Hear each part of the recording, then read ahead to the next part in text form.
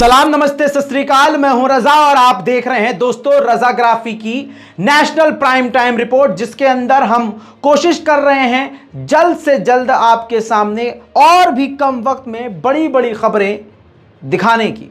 दोस्तों, भाजपा की असलियत तुरंत सामने आ जाती है। लाल किले से मोदी जी कुछ और कहते हैं, नारी के सम्मान की बात करते हैं और उसी वक्त 11 बलात्कारियों को मोदी सरकार रिहा कर देती है। और वो सिर्फ सामूहिक बलात्कार में नहीं थे, वो बिल्किस बानो के बलात्कारी थे। जो वो प्रेग्नेंट थी, उस प्रेगनेंसी के दौरान भी उनका बलात्कार किया गया। पूरे परिवार को उनकी आंखों के सामने मार डाला गया।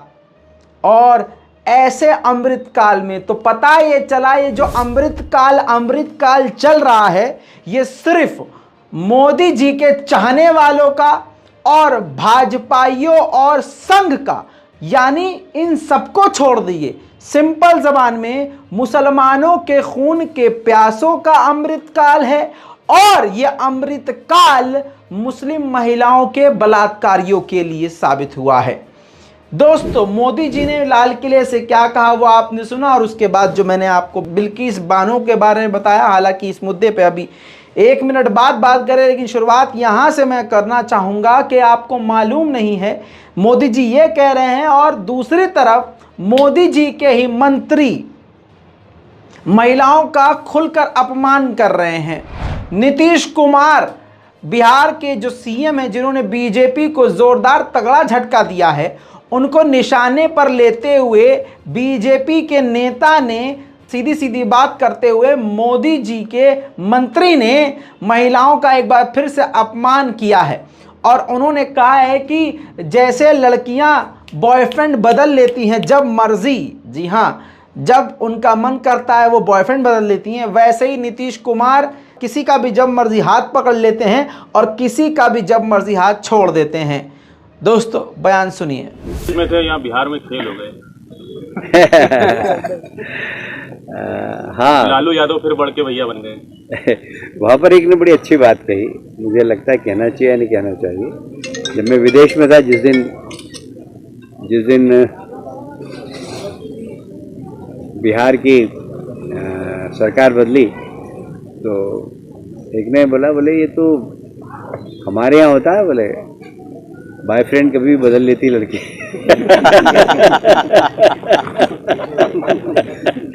तो बिहार के मुख्यमंत्री की भी ऐसी पोजीशन है, कब किससे हाथ मिला ले, कब किसका हाथ छोड़ दे। जी, लेकिन जिस किस्म से शिवराज सिंह, सुन लिया दोस्तों, वहीं पर जैसे मैंने आपको कहा था कि सरकारी नफरत ये जारी है। मुसलमानों को फर्जी केसों में फंसाकर जबरदस्ती मारा जा रहा है। सरकार के द्वारा भी मारा जा रहा है, प्रशासन के द्वारा, और साथ में आरएसएस के जानवर भी मार रहे हैं। समाज में रहने वाले कट्टरवादी मुसलमानों को मार डालते हैं बहानों से। कभी ये हमारी अम्मा को मार दिया, हमारी गौ माता को बेचने जा रहा था तो इल्ज़ाम लगाकर कत्ल कर दिया।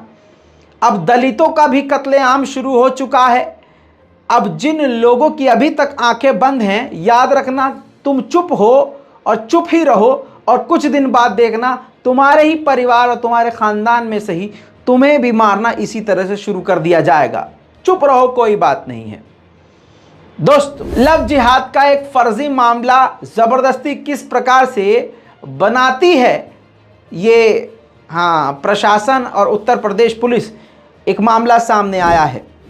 इस महिला को देखिए, प्रयागराज का यह मामला है। पल्लवी सिंह ने मोहम्मद आलम से निकाह किया था। घरेलू झगड़े के बाद ये मायके चली गई थी। पल्लवी का आरोप है कि जब उनके पति का फ़ोन स्विच ऑफ आया तो उन्होंने गुमशुदगी की रिपोर्ट दर्ज करवाने के लिए थाने का रुख किया और थाने में जाकर एफआईआर लिखवाई। तो पुलिस वालों ने तोड़ मरोड़ कर मामला उल्टा लव जिहाद का बना दिया और अब परेशान कर रही है। वहीं पुलिस ने सारे आरोपों को झूठा बताया है। जरा अब पल्लवी का बयान सुन लीजिए दोस्तों। क्या पूरा मामला है और आप क्या चाहते हैं? मैं अपने मायके गई हुई थी। मेरे पति से थोड़ा बहुत नोक-झोंक हुई थी। उसके बाद मेरे पति का अचानक फ़ोन ऑफ आने लगा और उसके बाद से मैं अपने मायके से मैं आई कन्नलगंज थाने में मैं गुमशुदगी की मैं एप्लीकेशन दी थी कि मेरे पति को ढूंढा जाए। मेरे पति को कुछ पता नहीं चल रहा। मोहम्मद आलम एडवोकेट नाम है उनका। और मैं अपने पति को मैं ढूंढने की बहुत कोशिश की और पुलिस में वहाँ जब मैं कन्नलगंज थाने पे गई थी तो कन्नलगंज थाने पे जाने के बाद उन लोगों ने मुझे बंधक बना दिया। बंधक बना के पता नहीं कैसे तोड़ मोड़ करके मेडिकल के लिए वालों बुला रहे हैं। लोग कौन से एफआईआर किए हैं लोग, अभी तक मुझे एफआईआर कॉपी नहीं मिली है। और क्या मुझे ये नहीं मालूम है गुमशुदगी में कहीं मेडिकल तो होता नहीं है। मैं ये सुनी हुई हूँ। अब मैं थोड़ा बहुत जानती भी मेडिकल नहीं होता है। मुझे बार बार मेडिकल के लिए बुलाया जा रहा है। बार बार बंधक कन्नलगंज पुलिस बुला रही है। क्या कहा जा रहा है? बोल रहे हैं लोग मेडिकल कराने आ जाए। मेरे ससुराल में भी जाके कह रहे हैं लोग सिलेंडर कर दे लोग, मैं तो मकान गिरा दूंगा ऐसे ऐसे बोल रहे हैं लोग। क्या चाहते हैं? मैं ये चाहती हूँ मुझे मेरे पति को चैन से जीने दे। मेरे पति से गुम हुए थे, ऐसा कुछ नहीं है।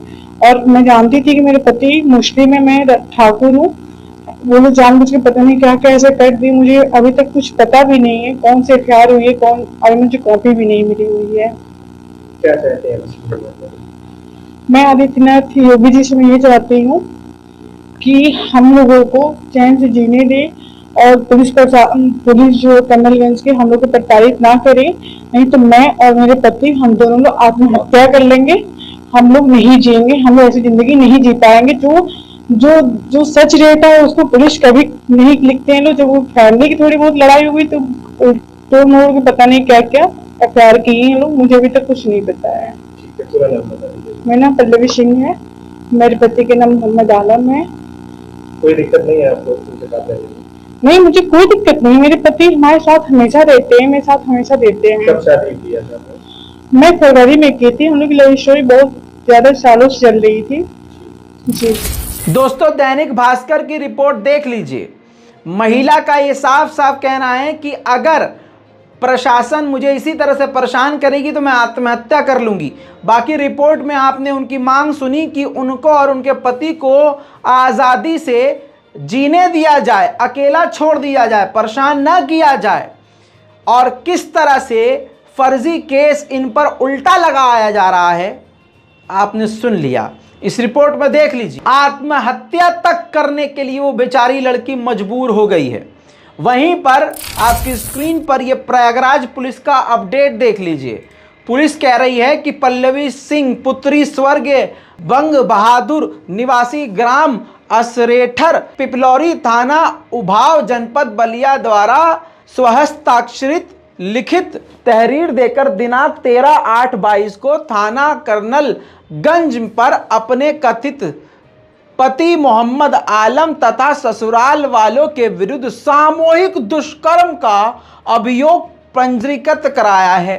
पल्लवी सिंह को मेडिकल तथा माननीय न्यायालय के समक्ष बयान कराने हेतु अनेकों बार अवगत कराया जा चुका है, किंतु पल्लवी सिंह द्वारा विवेचना में सहयोग नहीं किया जा रहा है, अपितु स्थानीय पुलिस पर ही मनगढ़ंत अनर्गल आरोप लगाए जा रहे हैं जो पूरी तरह से असत्य व निराधार हैं। अब आप पुलिस के इस बयान पर मानेंगे, इसको सही मानेंगे, या जो लड़की मरने की कगार पर चली गई है, जो दुनिया के सामने मीडिया के आके सामने साफ बता रही है कि मैं गुमशुदगी की रिपोर्ट लिखाने गई थी, जब उनको पता चला कि मैं हिंदू हूं और मेरा पति मुस्लिम, तो लव जिहाद का एंगल डाल दिया और मुझे इतना परेशान करने लगे कि आज मुझे ये कहना पड़ रहा है कि मैं आत्महत्या करूंगी अगर मुझे इसी तरह से परेशान किया गया। तो दोस्तों, इस पूरी खबर से जो अभी हाल में हुई है, इससे क्या समझ में आ रहा है कि मुसलमान लड़कों को किस तरह से इस लव जिहाद के मसले में ज़बरदस्ती फंसाया भी जाता है। हालांकि मेरा मुसलमान समुदाय के लड़कों से यही कहना है कि अपनी कौम पर गर्व करो, अपनी कौम के अंदर ही रहो। तुम ये नहीं समझ सकते कि हमारी कौम की लड़कियां, औरतें और उनकी कोख पाकीज़ा होती हैं। जब तुम इधर उधर भटकोगे तो तुम्हारी नस्लें बिगड़ेंगी। आपसे यही कहना चाहूँगा, बहुत लोगों को बुरा लगेगा लेकिन यही कहना चाहूँगा कि जिस इस्लाम में पाकीज़गी का सबसे ज़्यादा ध्यान है और हमारा ही इस्लाम ऐसा है जिस इस्लाम में ही सिर्फ सबसे ज़्यादा पाकीज़गी, बल्कि ज़्यादा क्या पाकीज़गी यानी पाक और नापाक की बात सिर्फ इस्लाम में ही पाई जाती है और कहीं नहीं। अल्हम्दुलिल्लाह हमारे यहाँ गुस्ल से लेकर खाना खाने से पहले किस तरह से हाथ धोना है, पाक अपने जिस्म को रखना है, इन सब चीज़ों को बताया गया है। तो इतनी पाकीज़ा कम्युनिटी और अपनी कौम की महिलाओं और लड़कियों को छोड़कर जिस कौम की लड़कियां पढ़ लिख रही हैं, समाज में आज आगे भी बढ़ रही हैं, इन सबके होने के बावजूद आखिर ऐसा क्या हो रहा है कि तुम दूसरी तरफ जा रहे हो? क्योंकि दोस्तों तुम्हारे अंदर ईमान की कमी है, ईमान की कमी है। आपसे यही कहना चाहता हूं कि अपने मज़हब के अंदर रहो, अपने मज़हब के अंदर, क्योंकि हालात भी बहुत ख़राब हैं, हालात भी बहुत ख़राब हैं और आप अपना ईमान के साथ साथ अपनी आखिरत यानी दुनिया भी ख़राब कर रहे हैं और आखिरत भी ख़राब कर रहे हैं। लिहाजा इस बात को नौजवानों समझो और अपने हद में वापस आओ और इस्लाम के दायरे में रहो। दोस्तों अगर आप लोगों ने इतिहास पढ़ा हो भारत का तो आपको पता होगा कि पहले जातिवाद बहुत ज़्यादा था। अजी इतना जातिवाद था कि कुछ समाज की महिलाएं अपने स्तन को ढाक भी नहीं सकती थी। ऊंची जाति के लोग ऐसे ही देखकर मज़े लेते थे। अब ये बात बुरी लगेगी लेकिन हकीकत यही है। और अगर उन नीची जात के लोगों को अगर महिलाओं को स्तन ढांकना हुआ करता था तो उनको टैक्स देना पड़ता था। किताबों में मौजूद है, इतिहास में भी मौजूद है, यूट्यूब पर आपको सारा इतिहास मिलेगा, पढ़िए, देखिए जाके। कई सारी हिस्टोरिकल फिल्म बनी हुई है, आप जाके वो भी देखिए, पता चल जाएगा आपको जातिवाद क्या था। वो फिर से शुरू हो गया है, वो फिर से शुरू हो गया है। जिस प्रकार से एक दलित बच्चे ने मटकी से पानी पी लिया टीचर की, तो टीचर ने इतना मारा कि वो बच्चा मर गया। और अब खेल खेला जा रहा है कि नहीं वहाँ तो कोई मटकी का सीन ही नहीं था, वहाँ तो नल लगा हुआ है। झूठ पे झूठ, मक्कारी पे मक्कारी। दोस्तों सिर्फ मुसलमान परेशान नहीं है, जो भी कमज़ोर तबका है उसके खून को निचोड़ दिया जा रहा है, उसकी गर्दन पर झपट्टा मारकर उसको मौत की नींद सुलाया जा रहा है। कानून के साथ खिलवाड़ तो आप देख ही चुके हैं बिल्किस बानो के मामले में। अब देखिए हम आगे नहीं बल्कि पीछे हो रहे हैं। मध्य प्रदेश का कारनामा, महिला जीती थी चुनाव लेकिन शपथ उनके पति ले रहे हैं। स्क्रीन पर देख लीजिए, विजयपुर के नव निर्वाचित महिला सदस्यों की जगह उनके पतियों ने ली शपथ।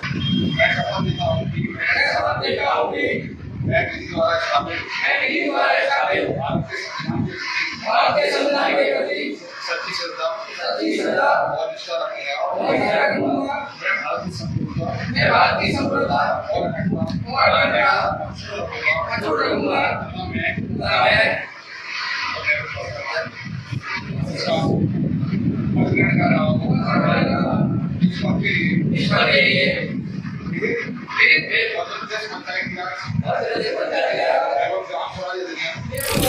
देख लिया, ये हो रहा है। इसके अलावा आपको बता दूं कि गाय के नाम पर ये हमें कत्ल कर सकते हैं, गाय के नाम पर मुसलमानों की गर्दन काट कर कत्ल किया जा सकता है, मॉब लिंचिंग कर कर मार दिया जा सकता है, लेकिन ये अपनी अम्मा को खाना तक नहीं खिला पा रहे हैं, अपनी माता को खाना तक नहीं खिला पा रहे हैं। तो पता ये चलता है मेरे दोस्तों कि ये सिर्फ बहाना है, सिर्फ इनके मन में मुसलमानों को सताना है। आपकी स्क्रीन पर अब एक्सक्लूसिव वीडियो लगा रहा हूं जिसमें 18 महीने से गौशालाओं में कोई भी अनुदान नहीं मिला, मतलब कोई भी सरकार की तरफ से, योगी सरकार की तरफ से, बाबा जी की सरकार की तरफ से कोई पैसा नहीं मिला। उनका चारा भूसा तक मुश्किल हो गया है, खंडवा में गौशाला के संचालकों ने विरोध किया है।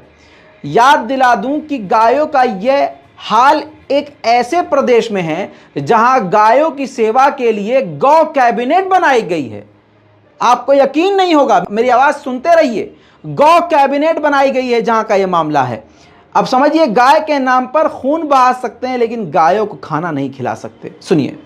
हम ये ज्ञापन लेके आए हैं कि जो गौशालाएं रजिस्टर्ड है उन गौशालाओं में शासन ने जो घोषणा कर रखी है, शासन उस पर खरी नहीं उतरी है। हम पिछले 2-3 साल से प्रयास कर रहे हैं लेकिन आज तक जो घोषणाएं पूरी नहीं हुई है। जैसे कि अनुदान संबंधित जो बात है, जो कमलनाथ सरकार ने 20 रुपये के हिसाब से अनुदान किया था, वो अनुदान इस सरकार ने भी माना परंतु समय से नहीं आता। 18 महीने का अनुदान ड्यू है। गौशालाओं पे बहुत सारा कर्जा हो गया है। गौशालाओं को जो भूमि आवंटित करने की शासन ने बात करी थी, आज तक किसी भी गौशाला को भूमि आवंटित नहीं हुई है। इसीलिए पूरे गौ भक्तों में रोष है, गुस्सा है शासन के प्रति। अगर ऐसा ही रहा तो भविष्य में सब गौ भक्त मिलकर जन आंदोलन भी करेंगे। गौशालाओं के संचालन में एक सबसे बड़ी समस्या ये जा रही है कि 18-20 रुपये वो भी कमलनाथ सरकार ने किए थे। चारा ही 10-12 रुपये किलो आता है। 2 किलो चारा में गाय नहीं पलती। एक गाय का प्रतिदिन का 60-70 रुपये खर्चा है सिर्फ भूसे का। बीमारी, उसको रहने का स्थान, उसके सेवकों की, ये बात अलग है। 60-70 रुपये का तो चारा खाती है और उसको 20 रुपये में भी वो भी अगर समय पे नहीं मिले तो गौशालाएं कैसे चले। इसी तरह से बीजेपी का असली चेहरा यह है कि कश्मीरी पंडित बोल बोल कर इन्होंने खूब वोट बटोरे और फिर कश्मीरी पंडितों पर एक लवड़ भास्कर ने फिल्म बनाई डायरेक्टर ने और पैसा खूब इकट्ठा किया। 1 महीने तक अंधभक्तों को सही काम पर लगा के रखा, खूब प्रमोट किया, फ्री में टिकट बांटी, खूब नफरत भड़काई। इसके बाद सब अपने अपने अंधभक्त अपने बिल में घुस गए। डायरेक्टर पैसा लेकर विदेश निकल गया उस फिल्म में काम करने वाले कलाकार दूसरी फिल्मों में बिजी हो गए और आप और हम नफरत के सैलाब में डूब गए। अब हकीकत कश्मीरी पंडितों की यह है कि 100 दिन हो चुके हैं, कश्मीरी पंडित खून के आंसू रो रहे हैं। सिर्फ कश्मीरी पंडित परेशान नहीं है, वहां आम मुसलमान भी आतंक से परेशान हैं। लेकिन क्योंकि वो मुसलमान है तो खुद उसको आतंकी कहा जाएगा। तो इस संदर्भ में मैं बात ना करते हुए अपने कश्मीरी पंडितों की ही आवाज़ उठाऊंगा, क्योंकि मेरे पास कई कश्मीरी पंडितों के मेल और मैसेज आए। उन्होंने कहा कि रज़ा भाई, आप हमारे भाई हैं, हम संघ की सोच वाले नहीं हैं, आपसे गुजारिश है कि आप हमारी आवाज़ उठाएं। उनको कहने की ज़रूरत नहीं थी, मैं पहले से ही कश्मीरी पंडितों के लिए बोल रहा हूं क्योंकि असली हिंदुस्तानी हूं, भाजपाई नहीं हूं। 100 दिन हो गए हैं, कश्मीरी पंडित सड़क पर बैठे हैं। सुनिए। पंडित भाइयों को शहीद किया जा रहा है, इसकी जितनी भी मजम्मत की जाए वो कम है। और दूसरी तरफ बड़े अफसोस के साथ ये कहना पड़ता है कि ये 100 दिन से अपनी डिमांड को लेकर प्रोटेस्ट कर रहे हैं और गवर्नमेंट जो एलजी एडमिनिस्ट्रेशन का तानाशाही रवैया, इनकी सैलरी तक बंद कर दी गई है।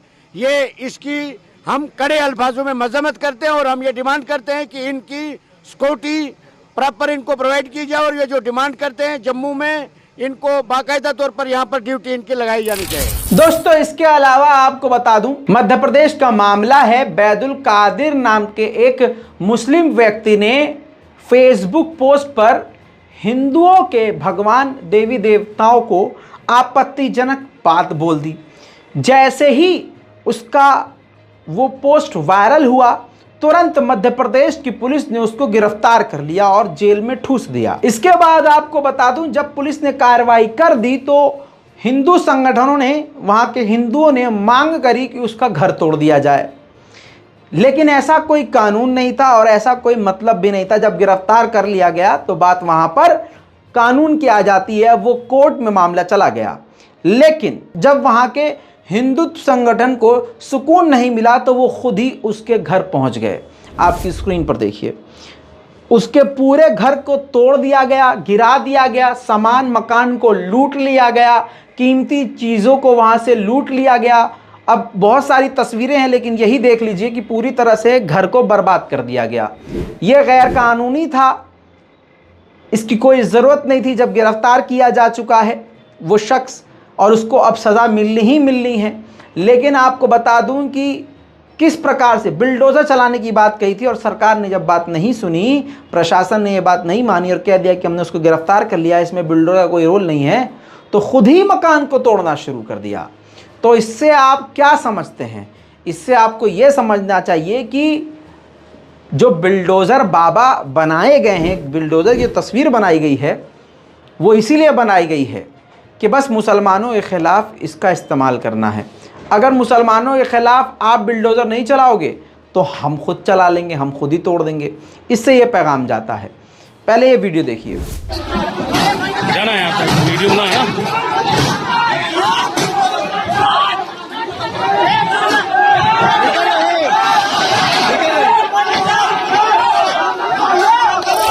दोस्तों अब आते हैं सीधा उस व्यक्ति पर जिस मुस्लिम व्यक्ति ने सोशल मीडिया पर पोस्ट किया था। अब मैं ये पूरी दुनिया के मुसलमानों को मेरी औकात तो कुछ नहीं है दोस्तों, लेकिन जितना इल्म मैं हासिल कर सकता हूँ अपने वालिद से, अपने बुज़ुर्गों से मैं हासिल करने की कोशिश करता हूँ। अब आपकी स्क्रीन पर मैं मुसलमानों के लिए बात कह रहा हूँ, सुनिए और समझिए। आपकी स्क्रीन पर ये दुनिया की सबसे बेहतरीन आसमानी किताब कुरान पाक का कलाम है, जहाँ अल्लाह खुद कह रहा है सूरह अनआम में आयत नंबर 108 में अल्लाह ने साफ साफ कहा है, अल्लाह ने कहा है कि जिनको वो अल्लाह के सिवा पुकारते हैं, कौन? वो लोग जो गैर मुस्लिम हैं, वो जिनको अल्लाह के सिवा वो लोग पुकारते हैं, उनके खुदाओं को गाली ना दो, क्योंकि वो अपनी जहालत की वजह से पलट कर तुम्हारे अल्लाह को गाली देंगे।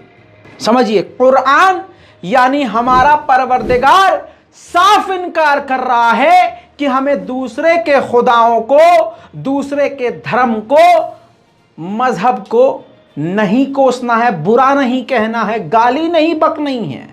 तो ये कौन से मुसलमान हैं जो तेवर में आके दूसरे के खुदाओं को गरिया रहे हैं? कुरान मना कर रहा है। अब सवाल ये करना चाह रहा हूं मेरे दोस्तों, मुझे आप ये बताइए कि कुरान बड़ा या मुसलमान बड़ा? जाहिल से जाहिल मुसलमान बच्चा बता देगा कि कुरान सबसे बड़ा। और कुरान में परवरदिगार क्या कह रहा है कि दूसरे के खुदाओं को गालियां ना दो, वरना पलट कर वो तुम्हारे सच्चे खुदा को गाली बकेगा अपनी जहालत की वजह से। तो आपको समझना होगा, ऐसे लोगों को समझना होगा जो जोश में आके गरिया देते हैं, बुरा भला कह देते हैं। हम उस हुजूर पाक रहमतुल आलमीन हज़रत मोहम्मद सल्लल्लाहु अलैहि वसल्लम के दीवाने और आशिक हैं कि जिनके ऊपर कूड़ा फेंका जाता था, लेकिन वो पलट कर कुछ जवाब नहीं दिया करते थे। पलट के वो मोहब्बत से ही उसको सलाम करते थे। जो नबी को सलाम नहीं करते थे, हसद में, चिढ़ में और नफ़रत में, नबी खुद उनको सलाम कर दिया करते थे। अल्लाह अकबर। हमारा इस्लाम इतना नरम और इतना पाक है और इतना मोहब्बत वाला है। ऐसे में उन मुसलमानों से सवाल करना चाहता हूँ, क्यों गाली बककर अपने खुदा को गाली बकने का उनको मौका दे रहे हो? ठीक है, तुम नहीं बक रहे थे तब भी वो बक रहे हैं, लेकिन फिर उनमें और हम में फ़र्क क्या रह गया? इसके बाद शिंदे गुट का कल अपमान वाला वीडियो देखा था। बहुत ज़बरदस्त तरीके से शिवसेना के लोगों ने 50 खोके कह के नारेबाजी करी थी, लेकिन आज तो और मज़ा आ गया। अब की बार नारे लगाए हैं 50-50 चलो गुवाहाटी क्योंकि 50-50 लाख में बिके थे ना ये बिकाऊ। सुनिए शिवसेना ने कैसे मज़े लिए।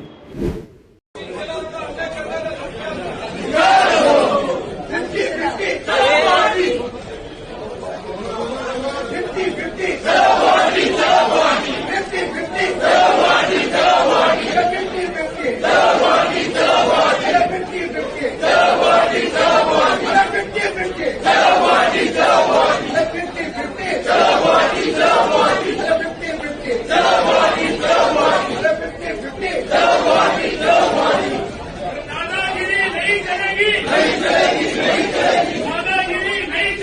गजब बेइज्जती है।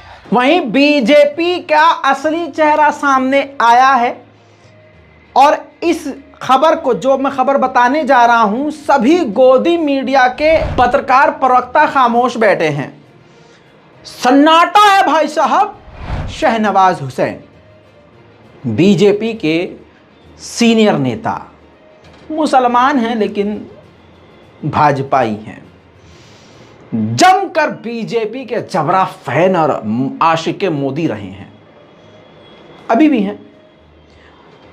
हाई कोर्ट ने झटका इनको दिया है। आपको बता दूं कि एफआईआर इन पर होगी बलात्कार की, इन पर बलात्कार का आरोप है। जी हां, कहीं नहीं सुना होगा ना आपने। यही तो कमाल है। किसी भी गोदी मीडिया के चैनल ने चुबी का लियाकत हो, वो डीएनए वाला फर्जी डीएनए जिसका खुद का डीएनए का कुछ पता नहीं है, वो सुधीर चौधरी हो और वो अंजना ओम मोदी हो, कोई भी एकदम चुप, क्योंकि पापा बुरा मान जाएंगे। और सारी पापा की परियां महिला पत्रकार खामोश बैठी हैं बिल्कुल बलात्कार वाले मुद्दे पर। आपकी स्क्रीन पर ये देखिए रिपोर्ट। शहनवाज हुसैन ने छतरपुर फार्म हाउस पर अपने महिला का दुष्कर्म किया और उसके बाद जान से मारने की धमकी दी। अब कोर्ट में ये पहुंचे थे। मामला 2018 का है। कोर्ट में ये बचाव के लिए गए तो जज ने राहत देने से इनकार कर दिया और पुलिस को फटकार लगाते हुए कहा कि 3 महीने के अंदर पूरी इंक्वायरी रिपोर्ट पेश की जाए। बलात्कार की धाराओं के अलावा और जितनी धाराएं हो सकती हैं सब इन पर लगेंगी और पूरी जांच पड़ताल की जाएगी। और पुलिस के इस बयान से, जिसमें एफआईआर तक अभी दर्ज नहीं किया गया है, कोर्ट के जज ने कहा कि इसमें लग रहा है कि पुलिस खुद नहीं चाह रही है कि एफआईआर इन पर हो। जाहिर सी बात है, बीजेपी के किसी दिग्गज नेता पर एफआईआर पुलिस कर ले, ऐसा हो नहीं। आम आदमी पर पट से हो जाएगा एफआईआर। खैर, इस पर सवाल यह है कि पूछता है भारत ने, किसी ने नहीं पूछा, क्योंकि भारत कुछ नहीं पूछता है। वो लोहड़ासुर अपने मन से पूछते हैं और कहते हैं कि पूछता है भारत। अब नहीं पूछ रहा है भारत। चलिए, हम तो हैं, बता ही रहे हैं। दोस्तों, इसी के साथ भाजपा रोजगार तो दे नहीं पा रही है। अब मोदी जी ने अपने बड़बोलेपन से चाय वाले को भी रोजगार बता दिया कि ये चाय जो बेच रहा है भाइयों बहनों, वो भी तो रोजगार है। अब सारे ग्रेजुएट बंदे भी एमबीए चाय वाला, ग्रेजुएट चाय वाला, एनिमेटर, एमबीबीएस चाय वाला सब लगे हुए हैं। डिग्री कर रहे हैं, ग्रेजुएशन और कुछ और फील्ड की, और क्या कर रहे हैं? चाय बेच रहे हैं। मोदी जी ने बोला ये भी रोजगार है। भाइयों बहनों, ये पकौड़ा अगर बाहर कोई बेचे और दिन भर में 100 रुपया कमा के जाए तो वो रोजगार नहीं है क्या? अरे बोलिए भाइयों बहनों, ये रोजगार है। अरे चाय बेच बेच के आज चाय वाला भारत का प्रधानमंत्री बन गया, तो चाय बेचना रोजगार नहीं है क्या?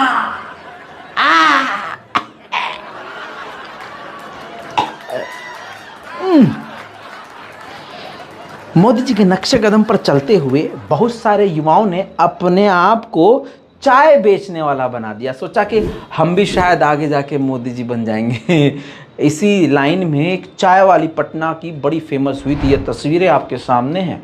पटना की चाय वाली, दिग्गज लोग इनके पास पहुंचे, हजारों व्लॉग्स बने, सुपरस्टार विजय भी वहां पहुंचे। मतलब क्या ही कहें, बहुत फेमस हो गई और सारा क्रेडिट मोदी जी को जाने लगा ऑटोमेटिकली। लेकिन ये मोदी जी की फैन भी नहीं बची।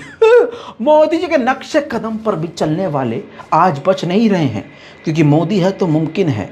हुआ यह है कि इनके स्टॉल को म्यूनिसिपल कॉरपोरेशन के द्वारा उड़ा दिया गया, बर्बाद कर दिया गया, तोड़ दिया गया, जिसके बाद दीदी मोदी जी की जबरा फैन रोती हुई नजर आई हैं। सुनिए। आपको ऐसे नहीं चलेगा। जो बच्चे रोजगार के भरोसे नहीं है, आपके भरोसे नहीं है। जब उप मुख्यमंत्री कहते हैं कि हम रोजगार देंगे और वो खुद ही रोजगार को छीनने का काम कर रहे हैं। हम रोजगार क्रिएट कर रहे हैं। I am proud of my self. हम 6 लोगों को रोजगार दे रहे हैं। ऐसे करेंगे तो हम क्या करेंगे? उनका दावा है कि हम रोजगार देंगे 10 लाख रोजगार जनरेट करेंगे। अगर वो ऐसे ही मत छीनते रहेंगे, कीजिए आप रोजगार, कम से कम पीएम मुद्रा लोन को तो फ्लेक्सिबल बनाइए। मुझे लोन नहीं मिला बैंक से। क्या आपको नहीं लगता कि जिस तरीके से आपका नाम देश में भी हो रहा था, विदेश में कोई फर्क नहीं पड़ता, जो बस एक फेम है, इनके पीछे हो सकते बस एक फेम चल रहा है। मेरा बिजनेस का ग्रोथ नहीं हो रहा है। तो पटना नगर निगम ने आपको नोटिस भी नहीं दिया? नहीं दिया था, नोटिस नहीं दिया था। इससे पहले भी आपका दुकान यहाँ हटाया गया था, लेकिन मेरे दुकान पे नगर निगम के डिप्टी कमिश्नर सर बहुत बार आ चुके हैं। उन्होंने मुझे एश्योर किया था कि बेटा तुम्हारा कार्ट यहाँ से कोई नहीं हटाएगा। एश्योर नहीं करना चाहिए था ना उनको। तो इस अगला कदम से बात नहीं किए? मैंने कॉल किया, शायद सर बिजी है तो वो रिसीव नहीं कर पाए।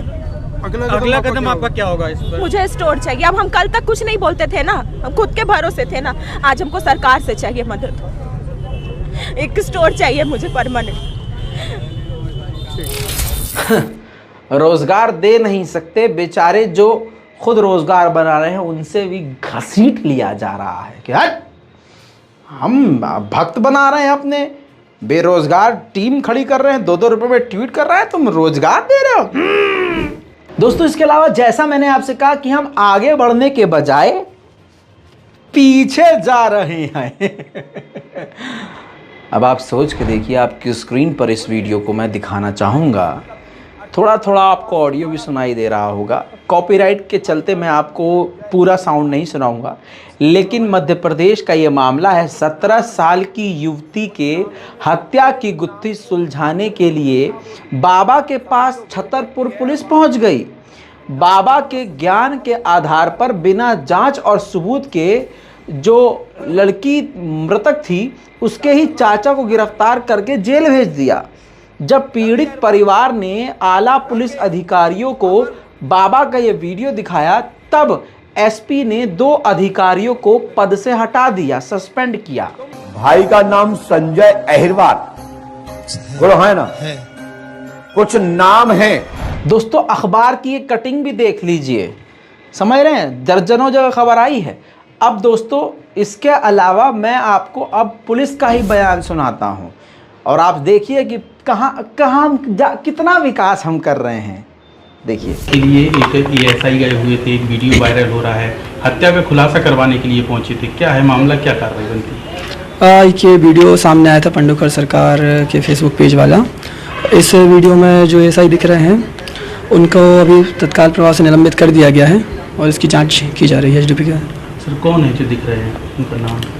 ये अभी वीडियो के समय की पुष्टि नहीं हो पाई है कि वीडियो कब का है, परंतु प्राथमिक तौर पर जो वीडियो में दिखाई दे रहे हैं एएसआई उन बमीठा थाने के थे, इसलिए उनको सस्पेंड कर दिया गया है। पुलिस का इस तरह की बाबाओं के चक्कर में फंस रहा था, उनके खिलाफ और भी कार्रवाई हो सकती है निलंबन के अलावा?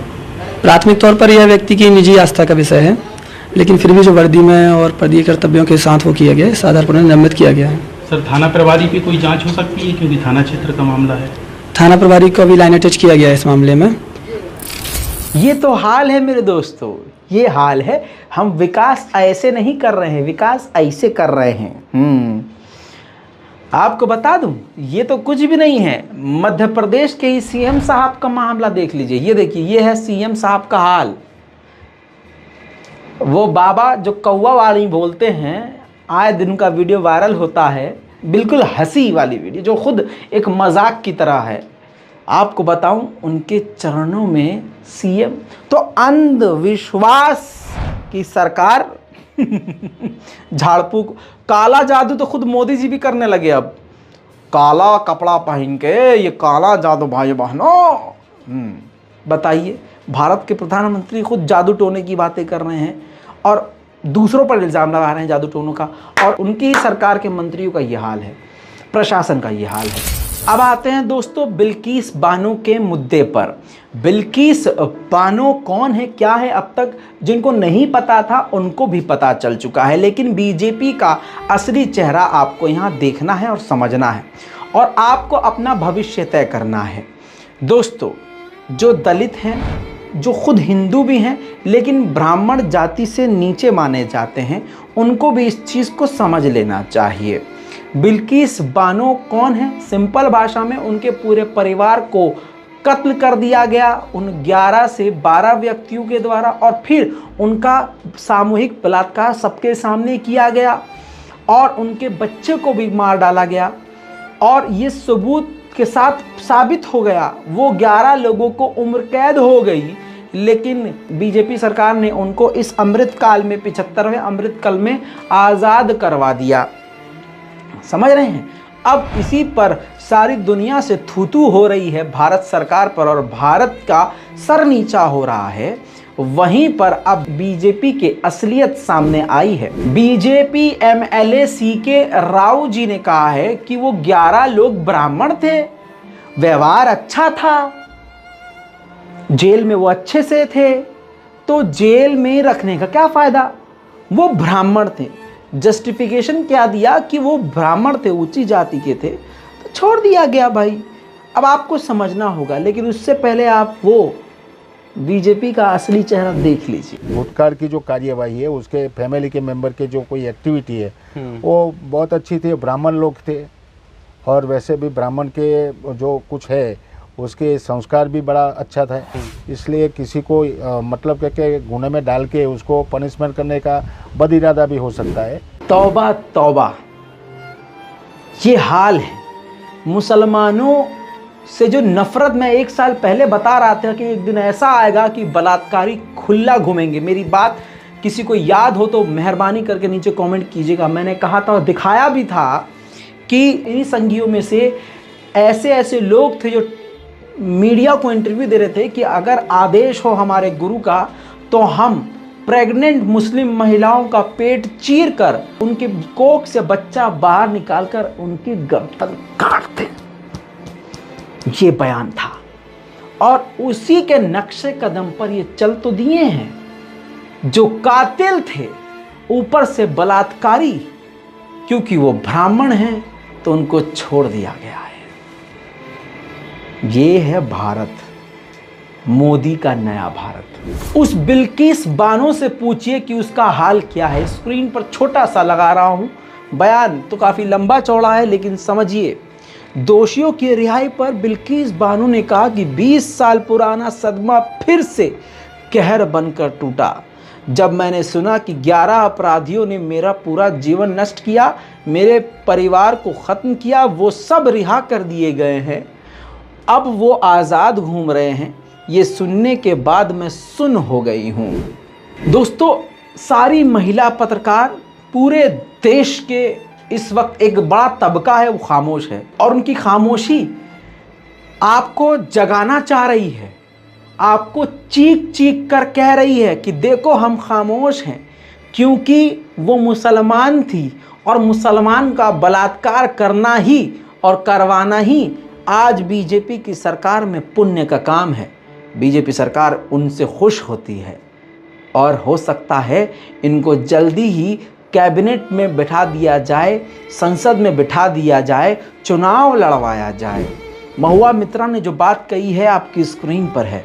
देश को तय करना चाहिए कि बिल्किस बानो महिला हैं या मुस्लिम। अकबरुद्दीन ओवैसी ने भी उन सभी बलात्कारियों के नाम को शेयर करते हुए लिखा है कि साफ शब्दों में एक ही बात, नाम बिल्किस बानो है, इसलिए सब खामोश है। निर्भया होती तो पूरा देश साथ खड़ा होता। ज़रा तस्वीर से उन बलात्कारियों के नाम पढ़ लीजिए। जसवंत भाई नाई, गोविंद भाई नाई, शैलेट भट्ट, राधे श्याम शाह, बिपिन चंद्र जोशी, केसर भाई वोहनिया, प्रदीप मोरडिया, बाका भाई वोहनिया, राजू भाई सोनी, मितेश भट्ट, रमेश चांदना। दोस्तों, अगर आप इंसान हैं और आपकी माँ और बहन घर में मौजूद हैं, उनकी आंखों में देखिएगा, उनके चेहरे को देखिएगा, और फिर अगर दिल गवारा करे तो अपने सोशल मीडिया प्लेटफॉर्म पर मेरी इस रिपोर्ट को शेयर कर दीजिएगा। जो मैं कर सकता हूं अपने तन मन से वो कर रहा हूं, जो आप कर सकते हैं अपने अंगूठे का इस्तेमाल करके कॉपी पेस्ट कीजिए, इसको शेयर कीजिए, लोगों तक पहुंचाइए। वहीं पर यह मामला हाईलाइट हो गया है, सारी दुनिया हिल कर रह गई कि ये संघ की ये बीजेपी सरकार ऐसा कर रही है। दोस्तों, इसके बाद दिल्ली वुमेन कमीशन की हेड स्वाति मालीवाल ने ट्वीट करके विरोध किया है। लिखा है कि बिल्किस बानो का जो मुद्दा है वो हिला देने वाला है। हम सोच नहीं सकते कि उन्होंने क्या ट्रॉमेटिक चीज़ झेली है। गैंगरेप किया गया, महिलाओं को मारा गया और अब उनके कातिलों और बलात्कारियों को खुला छोड़ दिया गया है और उनका स्वागत किया जा रहा है, खुशियां मनाई जा रही है। ये क्या है? गुजरात गवर्नमेंट को तुरंत उस फैसले को वापस लेना होगा। सारे पत्रकार भी खामोश हैं। चुबीका लियाकत का ये ट्वीट देख लीजिए दोस्तों, ये 2014 का है। Hashtag shame on us as a society, we are good to hold a candle after rape. हम पर शर्म होनी चाहिए, हम पर लानत होनी चाहिए कि हम बलात्कार के बाद कैंडल, सिर्फ मोमबत्तियां पकड़ते हैं और पुलिस को ब्लेम करते हैं। व्हाट्स जी न्यूज़ नाउ स्पेशल रिपोर्ट इन्होंने उसमें पेश करी थी। खैर दोस्तों, आज चुबीका लियाकत चुप्पी साधे बैठी हैं क्योंकि पिताजी नाराज हो जाएंगे। स्मिता सभरवाल IAS ने काफ़ी बड़ी बात कही है, आपको समझना होगा। बिल्किस बानो के आज़ाद सांस लेने के अधिकार को छीनने के बाद हम खुद को एक स्वतंत्र राष्ट्र नहीं कह सकते हैं। अब मामला दूर तक पहुंच चुका है, भारत का सर और नीचा हो चुका है। ये देखिए, UAE की प्रिंसेस ने भी ट्वीट कर दिया है। उन्होंने कहा है कि you don't need to be feminist to be outrage at convicted rapist resulted from hate speech feed. कुल मिला के उन्होंने सारे मामलों को देखते हुए, पढ़ते हुए उन्होंने कई ट्वीट किए हैं और बिल्किस बानो के मुद्दे पर आवाज़ उठाई है। अब बीजेपी सरकार की असलियत ये देखिए, जो 3 तलाक पर अपनी छाती पीटते हुए नाच रहे थे, मुस्लिम महिलाओं के साथ अत्याचार होता है, 3 तलाक अत्याचार होता है, आज सारे बिल्किस बानो पर हलक में गू फंसाए बैठे हैं। यह है बीजेपी की असलियत। लानत है उन मुसलमानों पर जो आज भी बीजेपी के सपोर्ट में हैं। लानत है उन सिर्फ कुछ मुसलमानों पर जो बीजेपी के अंदर मौजूद हैं। ये तुम्हारी माँ बहनों के कातिलों को रिहा कर रहे हैं क्योंकि ये उन्हीं में से हैं और आज तुम खामोश बैठे हो। तौबा, इससे बुरी क्या स्थिति होगी। इस पूरी रिपोर्ट पर अपनी राय कमेंट में ज़रूर लिखिएगा। रिपोर्ट को शेयर कीजिएगा, चैनल को सब्सक्राइब कीजिए। जय हिंद।